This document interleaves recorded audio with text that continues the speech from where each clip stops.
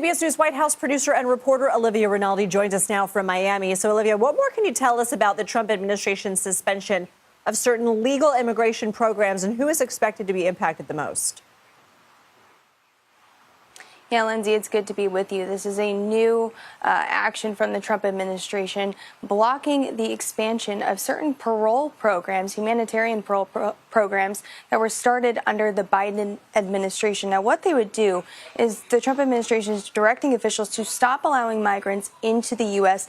through these humanitarian programs. And if you are here under those humanitarian programs, you might be limited. Your visa might be limited as far as it being extended through those programs. So what this means is that people who came here through intense humanitarian crisis, think of like the war in Ukraine, the U.S. withdrawal from Afghanistan. If you are coming here as a result of that through these humanitarian programs, one, if you are here, you might not have your visa extended. But two, if you're on your way, perhaps your appointments may be canceled or reevaluated. So important to note there.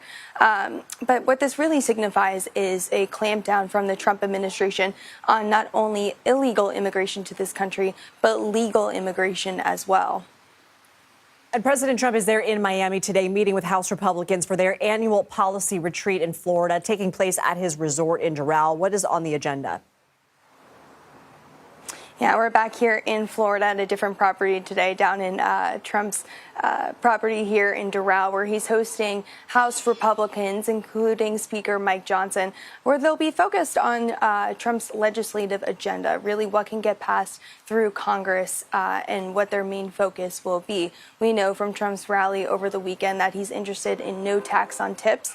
That policy is being central, really, to his tax agenda, which is something the House is going to have to pass as those 2017 Trump's tax cuts are expiring this year. So they're meeting today, having sort of conversations about what their priorities are. We know that Vice President J.D. Vance will be down here tomorrow to really extend those conversations. We should get a broader sense throughout the week of what their top priorities are going to be for Trump's legislative agenda. CBS News has learned that the president is expected to sign several new executive orders affecting the military this week. What can you tell us? Yeah, we're expecting 3 executive orders to be signed. The first being regarding transgender service in the military for transgender persons. Now, it's not a blanket ban like we saw during the first administration, but what this one does is reevaluate readiness, armed forces readiness, and whether or not transgender persons in the military serving impacts that readiness at all. That's the first executive order. The second being a ban on DEI policy throughout the Department of Defense, Department of Homeland Security, but also in the armed forces. This is similar to what we saw Trump do in the federal government last week during his first several days in office, really banning any diversity, equity, and inclusion measures throughout the federal government. But third would be to reinstate any service members who were perhaps discharged as a result of not receiving the COVID vaccine. That is something we saw happen throughout the early years of the Biden administration, discharging service members for not receiving their vaccine. There were about 8,000 service members